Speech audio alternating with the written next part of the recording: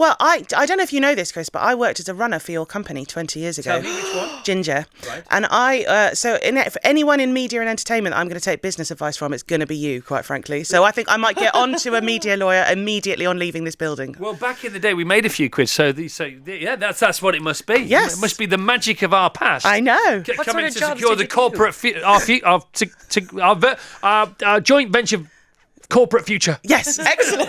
What jobs did Pithy. you do for Chris's company? Well, I mainly got lunches and coffees for the development staff and the production staff, and it was when you're on Newman Street, and most of my work was going from the office to the big post office on Newman Street. We were and flying back then. again. Newman Street days, we were you flying. couldn't Was that- stop were him they the good posting years? letters those days. We weren't, but we weren't thinking. We were just doing, weren't we? Yeah, We it was a didn't- very busy We didn't have to environment. think of things. Things just happened. Yeah. And we thought it'd be like that forever, and it wasn't. Nothing's like that forever, except Dirty Dancing. Right. Okay. So you first watched Dirty Dancing when you were how old? 11. Where So were you when you watched it? I was at home in my house in Amersham in Buckinghamshire, and I watched it on my own.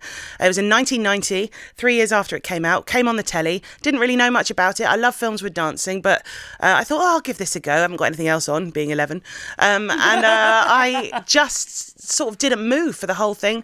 I felt very excited, exhilarated, but the main word I come back to was afterwards. I felt invincible. I felt like I could do anything. Yeah. And I really relate. Everyone, I think, assumes with women and Dirty Dancing that it's all about Patrick. And it is to some extent. But really, it's about Baby. Really, it's about the lead character. You sort of identify and fall in love with Baby, the 17-year-old lead character, who is a very active heroine. She makes all the action happen. She takes every opportunity. She's completely fearless. She doesn't think twice. She just leaps in with both feet. And she seduces him. She makes it all happen. And I think as a young girl, you just come off the back of that film and you just think, I could do anything. I mean, in a way, it was way ahead of its time. Yeah, I think it is. very much so. And I think actually it's a rite of passage film for girls.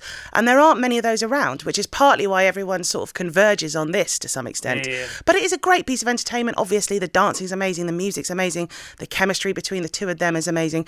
And I watched it every day for 3 months because I finally managed to tape it off the telly the next time it was on. Did you watch it once a day or twice a day sometimes? Once a day after school. And then it was confiscated for my own good. By mum? Yeah, by my dad. There are some subjects in it that are quite big for an 11-year-old. Yeah. They deal with some big stuff. There is some big stuff. The substance of the film, the termination of an unplanned pregnancy and things. So that sort of stuff was very important to the writer. And anyway, it was taken off me just because I was getting obsessive with it and I needed to do some homework. The Chris Evans Breakfast Show with Sky.